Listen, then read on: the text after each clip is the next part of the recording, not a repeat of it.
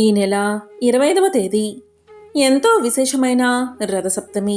హిందూ సాంప్రదాయంలో ప్రధాన పండుగల్లో ఈ రథసప్తమి ఒకటి. మాఘమాసం శుక్లపక్షం 7వ రోజున ఈ రథసప్తమిని జరుపుకుంటారు. సూర్యారాధనకు ఎంతో విశేషమైన రోజు. ఈ రోజు సూర్యుడిని ఆరాధిస్తే ఎంతో మంచి జరుగుతుంది. సూర్యుడు తన 7 గుర్రాలపై దక్షిణాయనం ముగించి పూర్వోత్తర దశగా ప్రయాణాన్ని మొదలు పెడతాడు. ఆ రోజు నుంచి ఈ దిశగా ప్రయాణం సాగుతుందని నమ్ముతారు. మాఘ సప్తమి నుంచి రాబోయే 6 నెలలు కూడా ఉత్తరాయణ పుణ్యకాలంగా భావిస్తారు. 7 గుర్రాలను వేద ఛందస్సులుగా పిలుస్తారు. మేషరాశి నుంచి మీనరాశి వరకు ఉన్న 12 రాశుల్లోనూ సూర్యుడు ప్రయాణిస్తాడు. రథసప్తమి వచ్చేలోగా ఈ కథను వింటే చాలు, జన్మల దోషాలు తొలగిపోతాయి. సూర్య భగవానుడి సంపూర్ణ అనుగ్రహం మీకు కలుగుతుంది. జన్మల పాపాలు తొలగిపోతాయి. సంపూర్ణ ఆరోగ్యం చేకూరుతుంది. మరి రథసప్తమిలోపు తప్పకుండా వినాల్సిన ఆ కథ ఏంటో ఇప్పుడు ఈ వీడియోలో తెలుసుకుందాం. మాఘశుద్ధ సప్తమిని రథసప్తమి అంటారు. అంటే సూర్య భగవానుడి పుట్టినరోజన్నమాట. దీన్ని సూర్య జయంతి అని కూడా పిలుస్తారు. సూర్యుడు 7 అశ్వాలతో కూడిన రథాన్ని ఎక్కి వస్తాడు అన్నది మనకు తెలిసిందే. మన్వంతర ప్రారంభంలో మాఘశుద్ధ సప్తమి నాడు సూర్యుడు తొలిసారి రథాన్ని అధిరోహించి భూమిపై అవతరించాడట. అందుకే రథసప్తమిని పవిత్రమైన రోజుగా భావిస్తారు. కోనార్క్లోని సూర్య దేవాలయంలో రథసప్తమిని పురస్కరించుకుని మహా ఉత్సవమే జరుగుతుంది. నూతన ఉత్తేజాన్ని నింపే సూర్య భగవానుడికి కృతజ్ఞతలు తెలిపే పండుగే రథసప్తమి. రథసప్తమి ముందు రోజు రాత్రి అంటే షష్ఠి రోజు రాత్రి ఉపవాసముండి మర్నాడు ఉదయం సూర్యోదయానికి ముందుగానే నిద్రలేచి స్నానం చెయ్యాలి. స్నానం చేసేటప్పుడు మగవారు 7 జిల్లేడు ఆకులను, ఆడవారు 7 చిక్కుడు ఆకులు తలపై భుజాలపై ఉంచుకుని స్నానం చెయ్యాలి. ఇలా స్నానం చేసే సమయంలో ఈ మంత్రం చదువుతూ స్నానం చెయ్యాలి. జననీ త్వం హి లోకానాం సప్తమి సప్త సప్తికే సప్త వ్యాహృతికే దేవి నమస్తే సూర్య మాతృకే. సప్తాస్యములు గల ఓ సప్తమి, నీవు సకల భూతములకును లోకములకును జననివి. సూర్యుడికి తల్లివైన నీకు నమస్కారము అని ఈ మంత్రం యొక్క అర్థం. ఈ సప్తమి నాడు ఆవునైతో దీపారాధన చేయడం శ్రేయస్కరమట. మాఘశుద్ధ సప్తమి సూర్య భగవానుడి పుట్టిన తిథి. సకల జగత్తుకి వెలుగునిచ్చే సూర్యుడు రథాన్ని ఎక్కి తన దిశానిర్దేశాన్ని మార్చుకునే రోజు ఇది. అలాంటి సమయంలో చెయ్యాల్సిన కొన్ని పనులు చేయడం వల్ల ఆరోగ్యం వృద్ధి చెందడమే కాదు, దీర్ఘకాలిక వ్యాధుల నుంచి కూడా ఉపశమనం లభిస్తుందని శాస్త్రాలు చెబుతున్నాయి. కాబట్టి రథసప్తమి రోజు తప్పనిసరిగా ఆడవారు మగవారు జిల్లేడు ఆకులను, అదేవిధంగా చిక్కుడు ఆకులను తలపై భుజాలపై ఉంచుకుని స్నానం చేయాలి. రథసప్తమి నుంచే ఉత్తరాయణ స్ఫూర్తి పూర్తిగా గోచరిస్తుంది. దక్షిణాయనం నుంచి విముక్తుడైన భాస్కరుడు ఈ రోజు నుంచి ఉత్తర దిక్కుగా ప్రయాణిస్తాడు. కాబట్టి మాఘ సప్తమి నుంచి రానున్న 6 మాసాలు ఉత్తరాయణ పుణ్యకాలంగా పరిగణిస్తారు. ఈ సందర్భంగా సూర్య భగవానుడి జననానికి సంబంధించిన ఒక విశేషమైన కథను ఇప్పుడు తెలుసుకుందాం. సౌనకాది మహామునులు నైమిసారణ్యంలో 12 సంవత్సరాలు దీక్షతో ఒక మహాయాగం చేస్తున్నారు. అక్కడికి రోమహర్షణుడు అంటే సూతుని తండ్రి వచ్చారు. మునులందరూ అతనికి సకల మర్యాదలు చేసి ఇలా పలికారు: నీవు సర్వపురాణాలు చక్కగా ఎరిగినవాడివి. నీకంటే తెలిసిన వారు మరెవరున్నారు? కాబట్టి నీవు సృష్టి ప్రకారం మొదలు దేవ, రాక్షస, మానవ చరిత్రాలు, భగవత్ విషయాలు మాకు తెలియచెయ్యి అని అడగగా సూతుడు ఇలా బ్రహ్మాండ పురాణాన్ని చెప్పడం ప్రారంభించాడు. బ్రహ్మ మానసపుత్రుడైన కశ్య ప్రజాపతికి దక్షుని కూతురు అయిన దితియందు రాక్షసులు జన్మించారు. అదితియందు దేవతలు జన్మించారు. వారు ఎప్పుడూ కూడా వారిలో వారు పోట్లాడుకుంటూ ఉండేవారు. ఇదంతా చూసిన అదితి తన గర్భం ద్వారా సూర్య భగవానుడు జన్మించాలని కోరుకుని ఆయనకు నమస్కారం చేస్తుంది. ఇందుకోసం కశ్యపుడు కూడా అనుగ్రహించడం వల్ల అదితి గర్భాన్ని దాలుస్తుంది.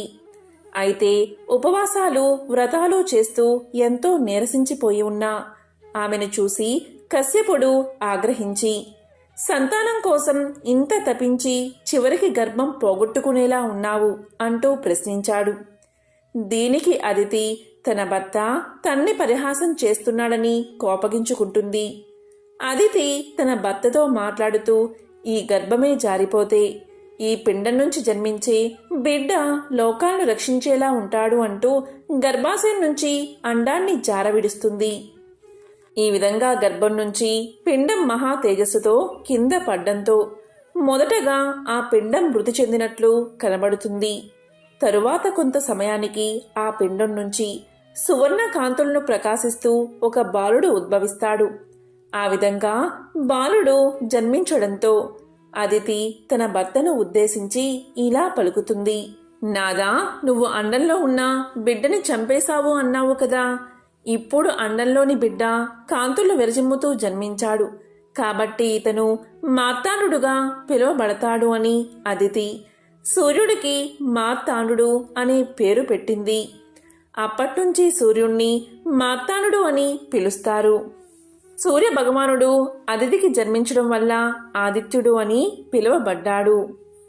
లోకాలకు వెలుగునిచ్చి పెద్ద కొలువులో ఉన్నాడు కదా అని విశ్వకర్మ తన కుమార్తె సంజ్ఞాదేవిని ఆదిత్యుడికిచ్చి పెళ్లి చేశాడు. వీరి మొదటి సంతానం శ్రాద్ధ దేవుడు. ఇతన్ని వైవస్వత మనువు అంటారు. సూర్యుడి తేజస్సు భరించలేక భర్తతో సుఖించేటప్పుడు సంజ్ఞాదేవి కనులు మూసుకున్నది. దీంతో సూర్యుడికి కోపం వచ్చింది. అఖిల జనుల ఆయుష్ను నియంత్రించేవాడు కొడుకుగా పుడతాడు అన్నాడు. అలా పుట్టినవాడే యముడు. ఈసారి ఆమె కళ్ళు మూసుకోలేదు కాని భర్తను చంచల దృష్టితో చూస్తూ ఉండిపోయింది. అప్పుడు సూర్యుడు ఇలా పలికాడు, నీకు విలోల అయినా కుమార్తె పుడుతుంది అన్నాడు. అలా పుట్టిన కూతురే యమున. ఏం చేసినా తప్పే, ఎలా ఉన్నా కష్టమే అన్నట్లుగా ఉన్నది సంజ్ఞ పరిస్థితి. తన కోసం వెలుగును వేడిని తగ్గించుకోమని భర్తను అడిగిందామే. ఎప్పటిలాగే తన్ని సహిస్తూ సహధర్మచారిణిగా సహజీవనం చెయ్యాలని నచ్చ చెప్పాడు సూర్యుడు. సరే అని తల ఆడించిందామే. అయితే తనకు ప్రస్తుతం అమ్మానాన్నల మీద మనసు మళ్ళిందని, కొంతకాలం అక్కడ గడిపి వస్తాను అని చెప్పి పుట్టింటికి పైనం కట్టిందామే. భర్త తేజస్సు భరించలేకపోవడం తప్పించి తనకు ఆయనకు మనస్పర్ధులంటూ ఏమీ లేవు. పైగా తానంటే సూర్యుడికి ఎనలేని ప్రేమ అని తెలుసామెకు. అందుకే కొంతకాలం పాటైనా భర్తకు తాను దూరంగా ఉండాలి, కానీ భర్త తనకు దూరంగా ఉండకూడదు అనుకుంది. దాంతో ఒక ఆలోచన వచ్చిందామెకు. ముమ్మూర్తులా తన్నే పోలి ఉన్న తన నీడకు ప్రాణం పోసింది. ఆ రూపానికి ఛాయ అనే పేరు పెట్టి తనలాగే ప్రవర్తిస్తూ తన పతిని సేవిస్తూ తన సంతానాన్ని జాగ్రత్తగా చూసుకుంటూ తన మందిరంలో ఉండమంది. అంతకాలం నీడగా ఆమెను అనుసరించడం తప్పించి తనకంటూ ప్రత్యేకత ఏమీ లేదు కాబట్టి అనుకోకుండా అవకాశం రావడంతో ఛాయ అందుకు ఆనందంగా అంగీకరించింది. ముమ్మూర్తులా నీవు నాలానే ఉన్నావు. ఆయనకు అనుమానం రాకుండా నాకు వలే కాపురం చెయ్యి. నా పిల్లల్ని నీ పిల్లలు అనుకో అంటూ అంపకాలు పెట్టి పిల్లలకు కూడా చెప్పకుండా పుట్టింటికి వెళ్ళింది సంజ్ఞ. ఎన్నాళ్ళైనా అత్తారింటి ఊసెత్తని సంజ్ఞను చూసి సందేహం వచ్చింది విశ్వకర్మకు. కూతురుకు శుద్ధులు చెప్పి అత్తారింటికి పంపించాడు. భర్త వద్దకని బయలుదేరిన సంజ్ఞ కురుదేశాలకు వెళ్లి బడమనామంతో అశ్వరూపాన్ని ధరించి పచ్చిక బీళ్లల్లో విహరించసాగింది. ఈ విధంగా కొంతకాలం గడిచింది. తర్వాత నారద మహర్షి ప్రబోధ ప్రోద్బలాలతో ఛాయ తనకి కూడా సొంత బిడ్డలు కావాలి అనుకుంది. ఫలితంగా ఆమెకి శనేశ్వరుడు, సావర్ణి మనువు, తపతి పుట్టారు. మాతృమూర్తి అయ్యాక ఛాయలో అసూయ తలెత్తింది. దాంతో సొంత బిడ్డలకి ఎనలేని మమతానురాగాలు పంచుతూ సంజ్ఞ సంతానంపై సవతితల్లి ప్రేమను చూపసాగింది. వైవస్వతుడు, యముడు, యమునులకు తాము తమ తల్లికే సవతి బిడ్డలు అయ్యామనే విషయం తెలియదు. కాబట్టి అమ్మలో ఇంత ఆకస్మిక మార్పు ఎందుకు వచ్చిందో, ఆమెనే అడిగి తెలుసుకుందామని యముడు తన అన్నను చెల్లిని వెంటబెట్టుకుని అమ్మ వద్దకు వెళ్ళాడు. మునుపటిలా తమను ప్రేమగా చూడ్డం లేదేమని అడిగాడు యముడు. దీంతో ఛాయ కోపంతో ఈసడించుకుని యముణ్ణి తీవ్రంగా మందలించింది. దీంతో యముడు తల్లితో తీవ్ర వాగ్వాదానికి దిగడంతో ఆగ్రహించిన ఛాయ, అంటే యముడు తల్లిని తన్నడానికి వెళ్ళగాని నీ కాలు తెగిపడును కాక అని శపించింది ఛాయ. యముడి కాలు దానితో తెగి నేల మీద పడింది. ఈ గొడవతో విషయం సూర్యుని వరకు వెళ్ళింది. చిన్న విషయానికి పెద్ద శాపానికి గురైనందుకు అమితంగా బాధపడిన యముడు వెక్కుతూ తండ్రితో విషయమంతా విన్నవించాడు. కన్నతల్లి ఏమిటి, కన్నబిడ్డలను శపించడం ఏమిటి అనే అనుమానంతో సూర్యుడు ఛాయను గట్టిగా నిలదీయడంతో తాను సంజ్ఞను కాదని ఆమె ప్రతిరూపమైన ఛాయేనని, సంజ్ఞాదేవి ఆజ్ఞలాంటి అభ్యర్థన వల్లే తాను ఆమె స్థానంలో ఇక్కడ ఉండిపోయానని విషయాన్ని వివరించింది ఛాయ. విషయం విన్న సూర్యుడికి అంతా అర్థమైంది. తెగిపడిన కాలును క్రిములు తినేస్తాయని, తర్వాత యముడికి కాలు యథాతథంగా వస్తుందని, యముడి కాలు తినేసిన క్రిములే లోకంలో వ్యాధులుగా వర్ధిల్లుతాయని, మానవులు రోగాల కారణంగా మరణిస్తూ ఉంటారు కనుక వారు యముణ్ణి నిందించరని వరాన్ని ప్రసాదించాడు సూర్యుడు. ఈ గొడవలో శని తల్లిపక్షం వహించి తండ్రితో తగువ పెట్టుకున్నాడు.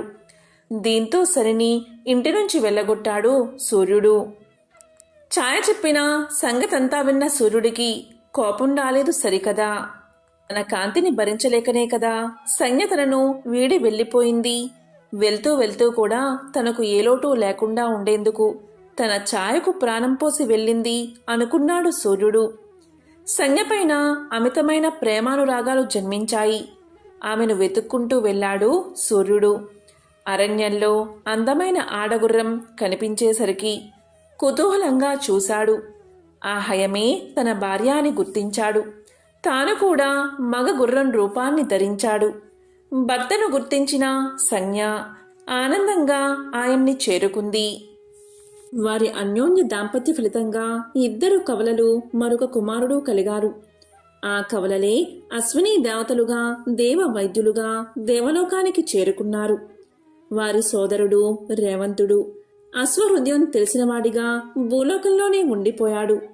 తాను ఇంత చేసినా భర్తకు తనపై కోపం రాకపోవడంతో సంజ్ఞకు పతిదేవుడిపై ప్రేమ పుట్టింది. సూర్య భగవానుడితో కలిసి తన నివాసానికి వెళ్ళింది. ఈసారి ఆమె అడగకుండానే సూర్యుడు తన మామగారైన విశ్వకర్మ వద్దకు వెళ్లి తన తేజస్సును తగ్గించమని కోరాడు. విశ్వకర్మ తరుణమనే పరికరంతో అల్లుడి తేజస్సుకు చిత్రిక పట్టాడు. సూర్యగోళం నుంచి అలా రాలిన పొడితో సుదర్శన చక్రాన్ని, త్రిశూలాన్ని, శక్తి అనే ఆయుధాన్ని తయారు చేశాడు విశ్వకర్మ. సుదర్శనాన్ని విష్ణువుకు, త్రిశూలాన్ని శివుడికి, శక్తిని పార్వతికి ఇచ్చాడు. పార్వతి ఆ ఆయుధాన్ని తన గారాబు తనయుడైన కుమారస్వామికి ఇచ్చింది. తన కోసం ఎన్నో కష్టాలను భరించిన ఛాయను ఆప్యాయంగా ఆలింగనం చేసుకుంది సంజ్ఞ. దాంతో ఛాయ సంజ్ఞలో లీనమైపోయింది. భర్త ఉగ్రత తగ్గడం దానికి తోడు ఆయన తనకి తానుగా తన శరీరానికి శీతలత్వాన్ని అలదుకోవడంతో సంజ్ఞకు మరెన్నడూ ఇబ్బంది కలగలేదు. హాయిగా భర్తతో కాపురం చేసుకుంటూ తన బిడ్డలతో పాటు ఛాయా సంతానాన్ని కూడా ప్రేమగా చూసుకుంటూ అక్కడే ఉండిపోయింది. సూర్యభగవానుడు సంజ్ఞలు అశ్వరూపంలో ఉండగా వారికి జన్మించిన వారే అశ్విని దేవతలు. ఈ పుత్రులు గుర్రం రూపంలోనే పెరిగి పెద్దవారయ్యారు. అశ్వము అంటే గుర్రం కాబట్టి వీరిని అశ్విని పుత్రులు అని పిలుస్తారు. ఆయుర్వేద శాస్త్రంలో మంచి ప్రావీణ్యం పొంది తల్లిదండ్రుల ఆశీర్వాదంతో ఆయుర్వేద శాస్త్రంలో మరింత గుర్తింపు పొందడానికి వారు లోకాలను తిరగసాగారు. వీరు మంచి మనసున్న దేవతలు. ఎవరికి ఏ కష్టం వచ్చినా సరే సంధ్యాకాలంలో వీరిని వేడుకుంటే ఖచ్చితంగా వారి కోరికలు నెరవేరతాయని ఒక నమ్మకం. ముఖ్యంగా సూర్యాస్తమయానికి 24 నిమిషాల ముందు అశ్విని దేవతలను మనసులో తలుచుకుని కోరికలు కోరుకుంటే కోరికలు తీరతాయని పురాణాలు చెబుతున్నాయి. సూర్యుడు సాక్షాత్తు విష్ణుమూర్తి అవతారం. అందుకే ప్రత్యక్ష నారాయణుడని సూర్యనారాయణుని పిలుస్తాం. వేదాలలో, పురాణాలలో ద్వాదశ ఆదిత్యుల గురించి చెప్పబడి ఉంది. ద్వాదశ అంటే 12, ఆదిత్యుడు అంటే అదితి పుత్రుడు, ఆయనే సూర్యుడు. శ్రీ మహావిష్ణువు 12 విధాలుగా సూర్యుడి రూపంలో దర్శనమిస్తాడు. ఈ 12 రూపాలను ద్వాదశ ఆదిత్యులు అంటాం. సంవత్సరానికి గల 12 నెలల్లో నెలకొక్క రూపంగా ద్వాదశ ఆదిత్యులు దర్శనమిస్తారు. భాగవత పురాణంలోనూ, లింగ పురాణంలోనూ, బ్రహ్మాండ పురాణంలోనూ ద్వాదశ ఆదిత్యుల ప్రస్తావన ఉంది. ఆ పేర్లు ఏంటి అంటే వరుణ, మిత్ర, ఆర్యమాన, భాగ, అంశుమాన, దాత, ఇంద్ర, సవిత, త్వష్ట, విష్ణు, పూషణ, వివస్వత. సూర్యుడు సత్యానికి ప్రతీక, ధర్మస్వరూపుడు, కాలస్వరూపుడు. అజ్ఞానమనే చీకట్లను తొలగించి జ్ఞానకాంతులు వెదజల్లే అద్వితీయమైన శక్తి సమన్వితుడు. సకల జాడ్యాలను హరించే తేజోమయ మూర్తి. జపాకుసుమ సంకాసం కాశ్యపేయం మహాద్యుతిం తమోరీం సర్వ పాపగ్నం ప్రణతోస్మి దివాకరం. సప్తాస్వరథమారూఢాం ప్రచండం కశ్యపాత్మజం శ్వేతపద్మధరం దేవం తం సూర్యం ప్రణమామ్యహం. సూర్యుడు గ్రహాలకు అధిపతి. అటువంటి సూర్యుడు ఎవరిని పూజిస్తాడో, ఎవరిని ఆరాధిస్తాడో ఇప్పుడు తెలుసుకుందాం. సృష్టి ప్రారంభంలో బ్రహ్మ నోటి నుంచి ఓం అనే పదం ఉచ్చరించబడింది. అది సూర్యుడి ప్రారంభ సూక్ష్మ రూపం. ఆ తరువాత భువ, స్వ అనే పదాలు పుట్టాయి.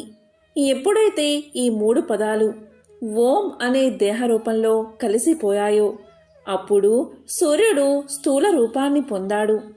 విశ్వం ప్రారంభంలో జన్మించినందున సూర్యుడికి ఆదిత్య అనే పేరు పెట్టారు. అటువంటి సూర్యుడు దేవదేవుడైన శివుణ్ణి ఆరాధించేవాడు. మహాదేవుడు సూర్య భగవానుడికి ప్రియమైన ఆరాధకుడిగా ఉన్నారు. శివుడంటే సూర్యుడికి ఎనలేని భక్తి. నిత్యం శివనామ స్మరణలోనే గడుపుతాడట సూర్యుడు. ప్రతి సంవత్సరం మాఘశుద్ధ సప్తమి రోజు రథసప్తమి వేడుకలను జరుపుకుంటాం. ఈ రథసప్తమిని ఆ సూర్య భగవానుడికి ప్రతీకగా మనం ఎంతో ఘనంగా నిర్వహించుకుంటాం. అయితే ఈ రథసప్తమి వేడుకల్లో భాగంగా ఉదయం స్నానాలు ఆచరించే సమయంలో తలపై జిల్లేడు ఆకులు పెట్టుకుని స్నానం చేయాలని చెబుతారు.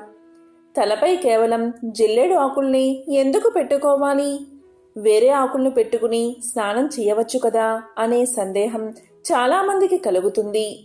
అయితే సప్తమి రోజు జిల్లేడు ఆకులను ఎందుకు పెట్టుకోవాలి, దాని వెనుక ఉన్న కారణం ఏమిటో ఇప్పుడు తెలుసుకుందాం. పూర్వకాలంలో అగ్నిశ్వాతులు అనే పండితులు మహానిష్టతో చాలా యజ్ఞాలు చేశారు. వారి యజ్ఞానికి పరమాత్మ తృప్తి చెంది వారిని స్వర్గానికి తీసుకురమ్మని దేవ విమానం పంపారు. అయితే అగ్నిశ్వాతులు దేవ విమానం రావడం చూసి ఎంతో ఆనందపడుతూ ఆతృతతో నెయ్యితో కూడిన హోమ ద్రవ్యాలను కంగారుగా హోమంలో వేశారు. అదే సమయంలో పెద్ద గాలి రావడంతో కొంత వేడివేడి నెయ్యి పక్కనే ఉన్న ఒక మేకపై పడింది.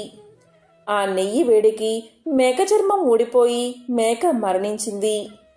ఆ విధంగా మేక మరణించడం వల్ల వీరందరికన్నా ముందుగా మేక ఆత్మ వెళ్ళి విమానంలో కూర్చుని స్వర్గ ప్రాప్తి పొందుతుంది.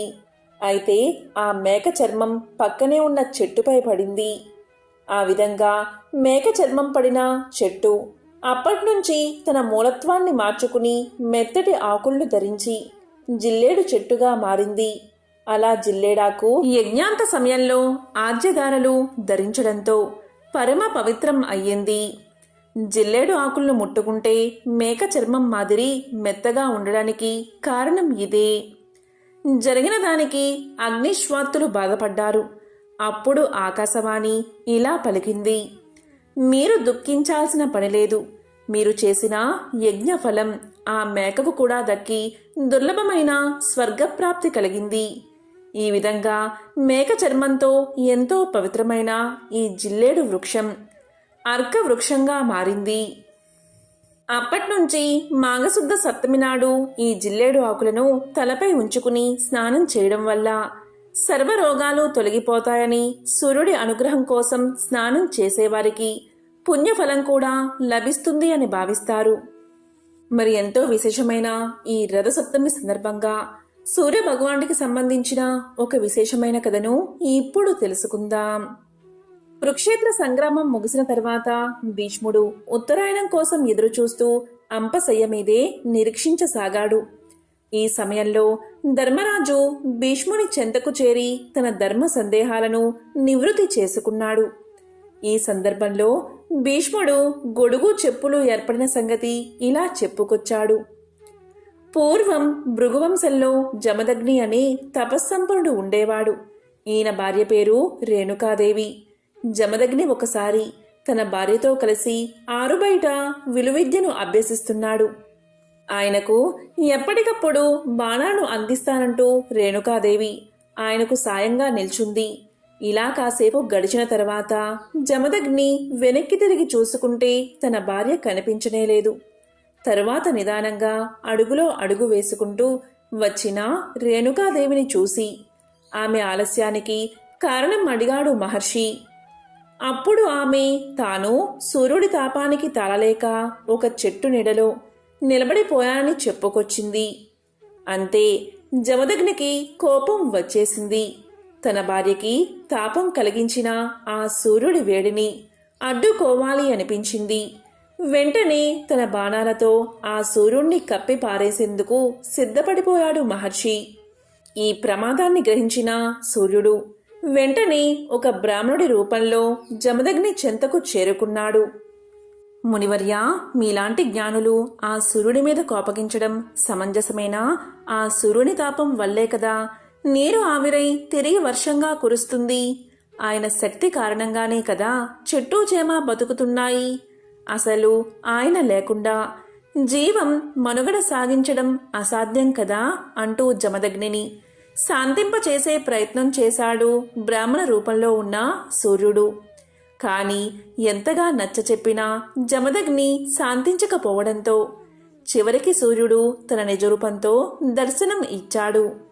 ఇలా పలికాడు, ఓ బ్రహ్మర్షి, నా వల్ల ఏదైనా అపరాధం జరిగి ఉంటే క్షమించు. అంతేకాని నీ కోపంతో నా వెలుగుని అడ్డుకుని ఈ లోకాన్ని అంధకారంలో ముంచెత్తకు అని వేడుకున్నాడు. సాక్షాత్తు ఆ సూర్య భగవానుడే క్షమించమని కోరడంతో జమదగ్ని మనసు కరిగిపోయింది. సూర్యుడు కూడా తన వల్ల కలుగుతున్న తాపానికి ఉపశమనంగా గొడుగు చెప్పులను సృష్టించి జమదగ్ని దంపతులకు కానుకగా ఇచ్చాడు. అలా గొడుగు చెప్పులను ధరించడం, వాటిని దానం ఇవ్వడం మొదలైందని మన పెద్దల నమ్మకం. మామూలుగా మనకు తెలిసిన హిందూ పురాణాల ప్రకారం ప్రతి ఒక్క దేవుడికి మరియు దేవతకు ఒక వాహనం, అలాగే ఏదైనా జంతువు రథ సారథిగా ఉంటుంది. అయితే అన్ని దేవుళ్లకు వివిధ రకాల వాహనాలు మరియు రథసారథులు కలిగి ఉన్నారు. అయితే అన్ని దేవుళ్లలో కన్నా ప్రత్యక్ష దైవం సూర్య భగవానుడికి మాత్రం ఏకంగా 7 గుర్రాలు రథసారథులుగా ఉన్నారు. అయితే భక్తులందరికీ ఒక సందేహం కలగక మానదు. ఎందుకని 7 గుర్రాలు ఉండాలి అని, ఒక గుర్రం ఉండొచ్చు కదా అని. సమస్త లోకాలకు వెలుగు ప్రసాదిస్తున్న ప్రత్యక్ష నారాయణుడు అనే పేరు కూడా సూర్యుడికి ఉంది. సూర్యుడికి త్రిమూర్తుల స్వరూపము అనే బిరుదు కూడా ఉంది. ప్రతి మాఘశుద్ధ సప్తమి రోజున సూర్య భగవానుడు సప్తాస్వరంపై తిరుగుతాడు. సూర్యుని కాంతి 7 వర్ణాల కలయిక అని మనకు తెలుసు. అందుకే 7 గుర్రాల మీద సూర్యుడు సంచరిస్తాడని వేదాలు చెప్తున్నాయి. ఈ 7 గుర్రాల పేర్లు ఏంటంటే గాయత్రి, త్రిష్టుపు, అనుష్టుపు, జగతి, పంక్తి, బృహతి, ఉష్ణిక్కు. వీటినే ఛందస్సులు అంటారు. అంతేకాకుండా హిందువులు ఆచరించే క్యాలెండర్ ప్రకారం ఒక సంవత్సరంలో ఒక్కో నెలకు ఒక్కో సూర్యుడు ప్రాధాన్యత వహిస్తాడు. ఈ రథానికి ఉన్న ఇరుసు పగలు మరియు రాత్రి సమయాలకు గుర్తుగా చెబుతారు. రథ చక్రాలకు ఉండే 6 ఆకులు ఋతువులకు మరియు ధర్మానికి గుర్తుగా చెబుతారు. పూర్వం ఒకసారి పరమేశ్వరుడు సూర్యుణ్ణి పిలిచి ఇలా చెప్పాడు, నువ్వు వెంటనే పవిత్రమైన కాశీ నగరానికి వెళ్ళు. అక్కడ ఉన్న రాజు దివోదాసుడు పరమ ధార్మికుడు. నేను కాశీనగరంలో ఉండాలి అనుకుంటున్నాను. కాబట్టి దివోదాసును అధర్మంగా చేసినప్పుడే అది సాధ్యమవుతుంది. ఇందుకై నేను ఎంతోమంది దేవతలను, ఋషులను కాశీ నగరానికి పంపాను. వాళ్ళంతా కలిసినప్పటికీ దివోదాసు యొక్క ధర్మాచరణలో తప్పును కనుక్కోలేకపోయారు. వారి ప్రయత్నాలు నిష్ప్రయోజనం కావడంతో ఈ సమస్త భూమండలంలోని ప్రాణుల గురించి నీకు బాగా తెలుసు గనుక నిన్ను లోకచక్షువు అంటారు. నా సంకల్ప సిద్ధి కోసం నువ్వు కాశీనగరానికి వెళ్ళు. దివోదాసుని అధర్మపరుడిగా చెయ్యి, కాని ఆయన్ని అవమానపరచవద్దు. ఎందుకంటే మంచివారిని అవమానపరిస్తే మనల్ని పాపాలు చుట్టుకుంటాయి అని శివుడు సూర్యుడితో చెప్పాడు. పరమేశ్వరుడి ఆజ్ఞను శిరసా వహించిన ఆదిత్యుడు శివుడికి నమస్కారం చేసి కాశీ నగరానికి వెళ్ళాడు. ఆ నగరంలో ఎంతగా గాలించినప్పటికీ సూర్యుడికి అధర్మ ప్రవర్తనలు ఎంతమాత్రం కనిపించలేదు. అతను అనేక రూపాలు ధరించాడు. అక్కడి ప్రజలను తప్పుదోవ పట్టించేందుకు రకరకాల ప్రయత్నాలు చేశాడు. అయినా ప్రజలు ధర్మ మార్గాన్ని వదల్లేదు. చెప్పాలంటే ఈ లోకంలో స్త్రీ పురుషులకు తలచినంత మాత్రంలోనే అనేక సౌకర్యాలు కలగవచ్చు. కానీ కాశీక్షేత్రంలో నివాసం మాత్రం అంత సులభంగా ప్రాప్తించదు. ఇలా కాశీక్షేత్ర ధార్మిక ప్రభావంతో సూర్యుడి మనసు కూడా కాశీ నివాసానికి ఆరాటపడసాగింది. ఈ విధంగా కాశీలో ఉండడం వల్ల శివుడు చెప్పిన పని మరిచి సూర్యుడు కాశీ నగరానికి దక్షిణ దిశలో ఉన్న ప్రాంతంలో స్థితుడు అయ్యాడు.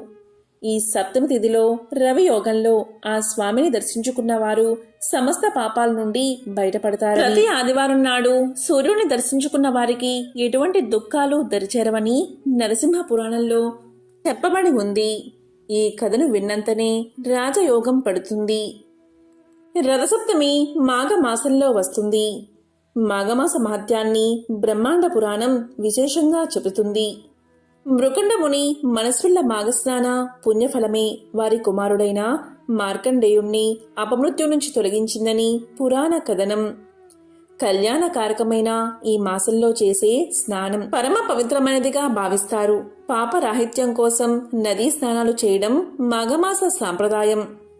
మరి ఎంతో విశేషమైన ఈ రోజు మాఘమాసం యొక్క మహత్యాన్ని తెలిపే మాఘ పురాణంలోని ఒక విశేషమైన కథను ఇప్పుడు ఈ వీడియోలో తెలుసుకుందాం. కైలాసంలో పరమేశ్వరుడు సర్వమంగళాదేవిని చూసి మాఘమాస వ్రతం చేసి చిరకాల సౌభాగ్యాన్ని సొంతం చేసుకుని సర్వపాప విముక్తురాలై భర్తతో విష్ణు లోకాన్ని చేరిన బ్రాహ్మణ పుత్రిక కథ చెబుతాను వినమంటూ ఇలా చెప్పడం ప్రారంభించాడు ఆ మహాదేవుడు. పూర్వకాలంలో సౌరాష్ట్ర దేశంలో సుదేవుడు అనే బ్రాహ్మణుడు ఉండేవాడు. అతను మహాపండితుడు. అతని దగ్గరకు వచ్చి చాలామంది శిష్యులు వేద శాస్త్రాలను అధ్యయనం చేస్తూ ఉండేవారు. ఆయనకు ఒక కుమార్తె ఉంది. ఆమె మహా సౌందర్యవతి, యుక్త వయస్కురాలు అయ్యింది. వసుదేవుడు ఆమెకు సంబంధాల కోసం వెతుకుతున్నాడు. ఒకనాడు సుమిత్రుడు అనే శిష్యుణ్ణి గురువుగారు ఫలాలు, సమిదలు, దర్భలు తెమ్మని అడవికి పంపారు. అతనితో పాటు గురుపుత్రిక కూడా ప్రయాణమైనది. సుమిత్రుడు ఎంతగా నివారించినా వినకుండా అతని వెంట అడవికి బయలుదేరింది. అడవిలో చాలా దూరం వెళ్ళాక ఒక పెద్ద చెరువు కనిపించింది. దాని చుట్టూ చెట్లు, లతలు, పూలతోనూ కాయలతోనూ చాలా మనోహరంగా కనిపిస్తున్నాయి. ఆ పూల మీద నుంచి వచ్చే గాలులు సువాసనతో అలసిపోయిన వారిని సేద తీరుస్తున్నాయి. నీరు కలువలతోనూ తామరలతోనూ నిండి నిర్మలంగా ఉంది. ఆ పూల మీదగా తిరుగుతున్న తుమ్మెదల హూంకారంతో ఆ ప్రదేశమంతా నిండిపోయింది. చిలుకలు, గోరువంకులు పలికే కమ్మని పాటలు చెవులకు ఇంపుగా వినిపిస్తున్నాయి. గురుపుత్రిక ఆ చెరువులోని నీళ్లు తాగి కొన్ని పళ్ళు తిని విశ్రాంతిగా కూర్చుంది. అప్పుడు ఆమె తలలో ఒక వికృతమైన ఆలోచన వచ్చింది. నేను పడుచుదానిని, నా పక్కనే అందగాడైన పడుచువాడున్నాడు. ఇది ఏకాంత మనోహర ప్రదేశం. ఇలాంటి చోట నా యవ్వనాన్ని ఎందుకు సార్థకం చేసుకోకూడదు అనుకుంది ఆమె. వెంటనే సుమిత్రుణ్ణి దగ్గరకు చేరి, మెల్లగా తన మనసులోని కోరికను తెలియచేసింది. అతడు హరి హరి అంటూ రెండు చెవులు మూసుకుని ఇలా పలికాడు.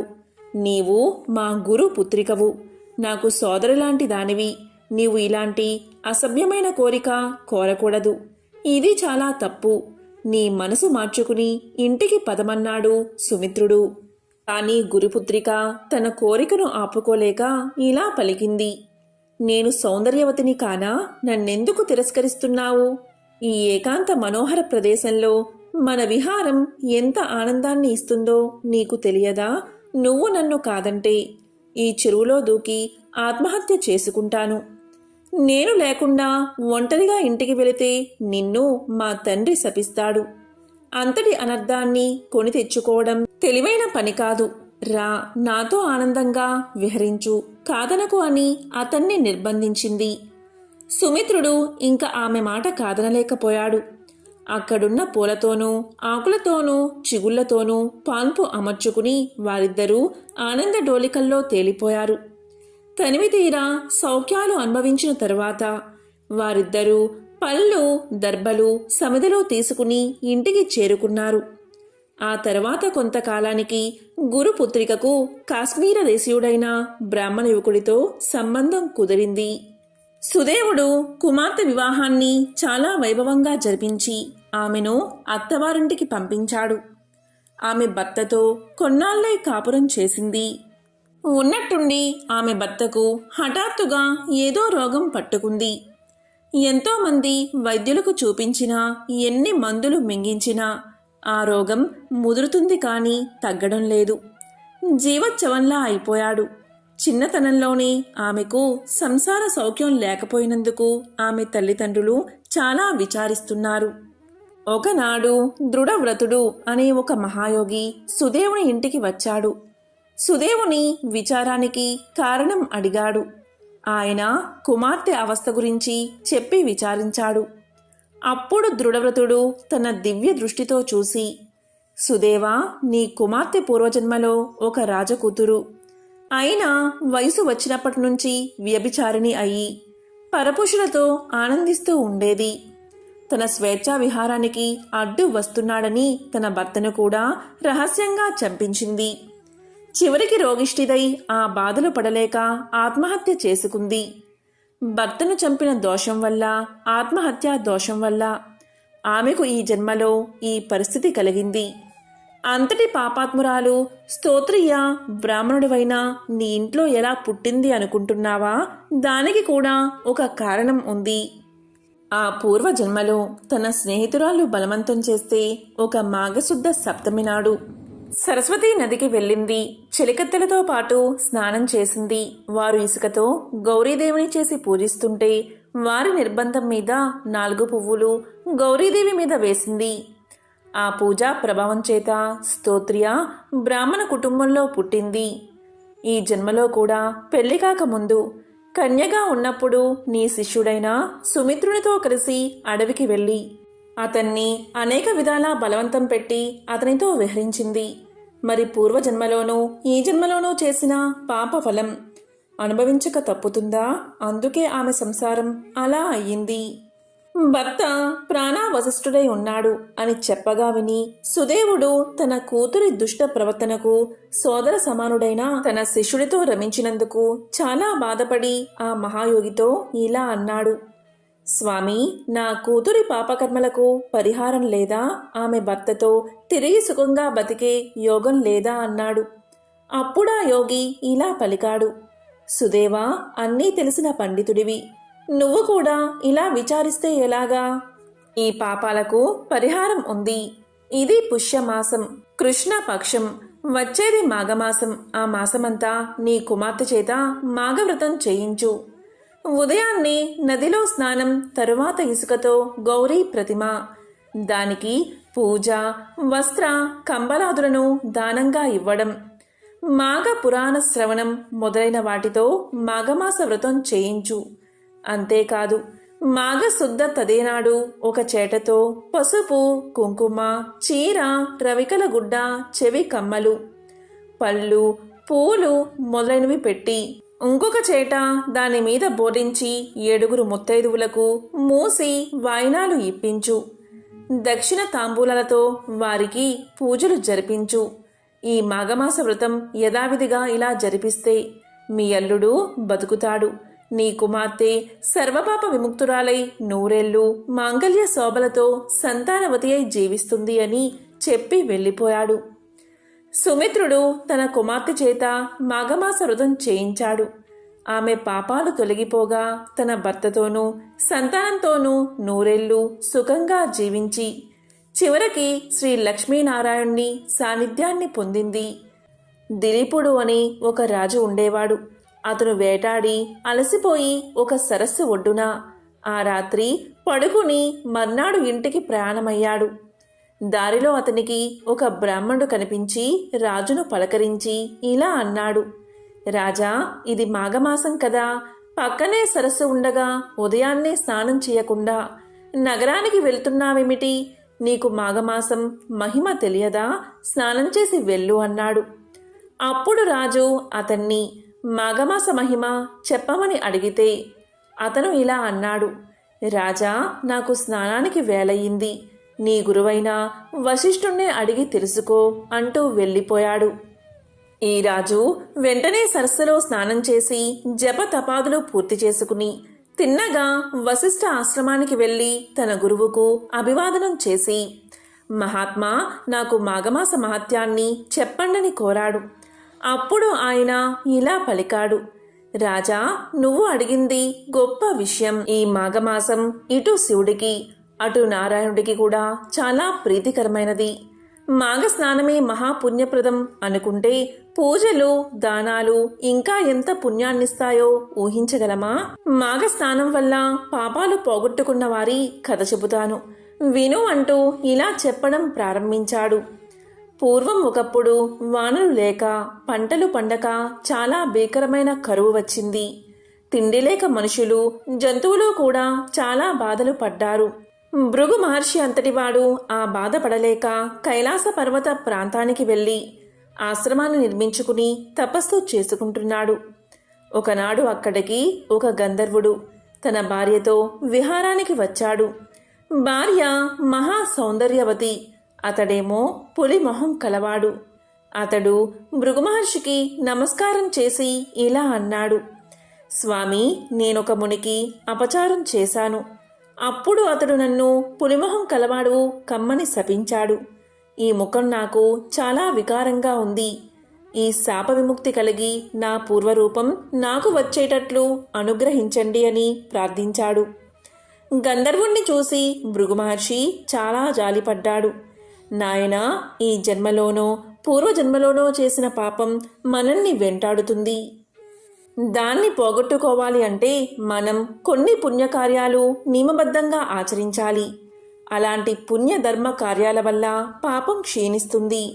పుణ్య నదుల్లో స్నానం, పుణ్యక్షేత్రాల్లో దైవారాధన, దానాలు ధర్మాలు చేయడం, తపస్సు చేయడం ఇలాంటివి చేయడం మంచిది. కొన్ని సమయాలకు, కొన్ని తీర్థాలకు, కొన్ని క్షేత్రాలకు కొన్ని ప్రత్యేకతలు, మహిమలు ఉంటాయి. అలాగే మాఘమాసం ఉంది. ఇది అన్ని మాసాలలోకెల్లా ఉత్తమం అంటారు. ఈ మాసంలో చేసే నదీ స్నానాలు, దానాలు, ధర్మాలు, పురాణ శ్రవణాలు విశేష ఫలితాన్ని ఇస్తాయి. ఇది మాఘమాసం. నీ అదృష్టం వల్ల ఇది కలిసి వచ్చింది. రోజూ ఉదయాన్నే ఇంట్లో కాక ఏదో ఒక జలాశయంలో స్నానం చేసి విష్ణు దేవుణ్ణి పూజించి మాఘ పురాణం విని సత్కార్యాలు చెయ్యి. దానితో నీ పాపం తొలగిపోయి శాప విముక్తి కలుగుతుంది అని చెప్పగా విని ఆ గంధర్వుడు మాఘమాసం 4 రోజులు నియమనిష్ఠులతో వ్రతాన్ని ఆచరించి తన పాపాలు పోగొట్టుకున్నాడు. దానితో అతని పులిముఖం పోయి ఇదివరకటి తన రూపం తనకు వచ్చింది. దానితో పరమ సంతోషం పొందినవాడే భృగు మహర్షికి నమస్కారం చేసి భార్యా సమేతుడైన తన లోకాలకు వెళ్ళిపోయాడు. ఎవరైతే ఈ కథలను వింటారో లేక చెప్తారో అలాంటి వారికి సూర్య భగవానుడి యొక్క సంపూర్ణ అనుగ్రహం కలుగుతుంది. అనారోగ్య సమస్యలు తొలగి అష్టైశ్వర్యాలు కలుగుతాయి. ఓం నమో సూర్యాయ నమః. ఓం నమో నారాయణాయ. ఓం నమః శివాయ.